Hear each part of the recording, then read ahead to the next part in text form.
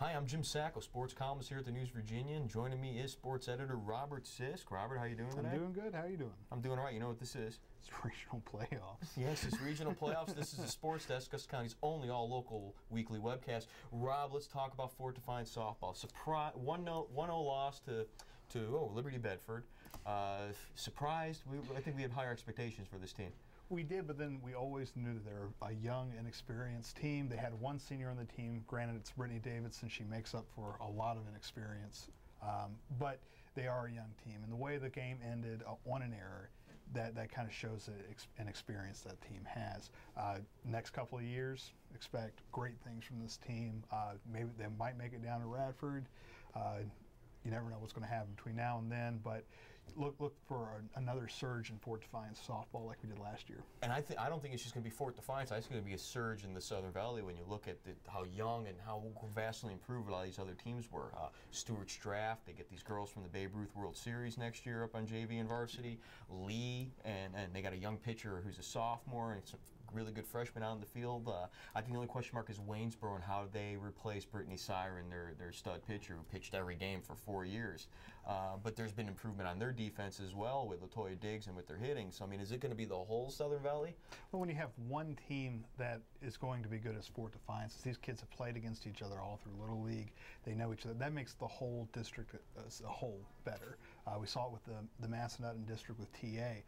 When TA was going through their surge, all the teams around that area got better as well. And it shows a lot from these Little League coaches that are teaching these girls how to play, teaching them the fundamentals, teaching them what to do on the diamond, and that's how it correlates. So I think we're going to see the whole district come up, and it's going to be interesting to watch. Next spring is going to be fun, and next spring is probably going to keep us busy through early June, I'd imagine, which is a blast for everybody involved. Rob, let's talk a little about Waynesboro baseball. Lost their composure in the Southern Valley Championship game against Fort Defiance last Thursday. This week they come out against William Byrd, down 2-0 with 6 outs left in their season. Turn it around, keep it together mentally. Is that the one weak spot of this team? We've seen them lose their composure before. We saw them lost it at the beginning of the season. Coach Chrysler corrected it, and the team corrected it and got on a roll. It is a weak point on this team, but I think Coach Chrysler can hammer this home, saying, hey guys, you can't do this, you can't play this way. We've won games based on coming together, playing with cool heads, and getting the hits when we need them. Yeah, we're not going to get them always in the first 3 innings. Sometimes you're going to strike out. Tough, get over it, go back up and be a leader. What impressed me the most about their winning over William Byrd was Jeremy Hahn, one of the starting pitcher in that Fort game, who kind of lost his composure a little bit when he was getting rocked, was the one who stood up when he led off the 6th inning in that dugout after Jim Chrysler laid into that team, grabbed the bat, put the helmet on, said, guys, I'm leading off, I'm getting on base, you're following me. And then the choo-choo train started going, and they started sending people the base paths, and they ended up winning 3-2. It's got to be a good win for this team.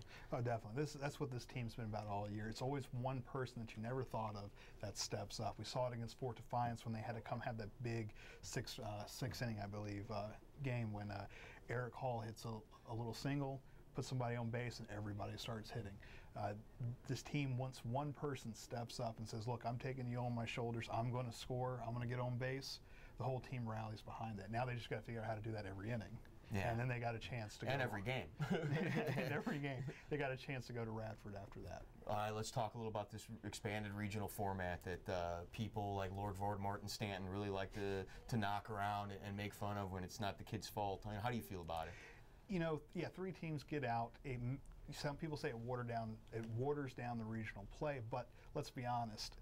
The real crown is not getting the berth. It is the championship. That's what people want. The teams that don't deserve it aren't going to make it through the region format. We're not going to see that. We've seen teams fall out. We've seen teams that deserve to win fall out as well. You get some of those little upsets from teams you never expected. But let's look at the Shenandoah, for instance. They've got 3 teams at the top that could be potential state players. They had Wilson, Page, and Luray. All 3 of them could have done something. In baseball? In softball. In softball, okay. And but only 2 of them got to go. If they had 3, we might see all 3 of those teams playing for the regional championship in some way. Yeah, I agree with you. The prize is the title. Any coach who preaches, any coach who is happy for his team for just making regionals ought to have their toenails pulled out with a pair of pliers, because that's not what it's all about. It's all about bringing home the big crown, I'd imagine. Exactly. And that argument holds absolutely no water with me. And the blame and to demean these kids for the sport they're playing the games they have to play is really borderline ludicrous and just really curmudgeon-y. Exactly. Is the best way to put it. Now, the only problem with it is you need the when we have two championships like the divisional play and football and basketball. That's a different story. That does water down because now you have two champions. One championship, 12 teams get in it. That's not such a big deal. I agree with you. Well, that's it. We're really talking regionals now. We'll probably be talking states next week. This is Robert Sisk. I'm Jim Sacco. We'll see you then on the Sports Desk.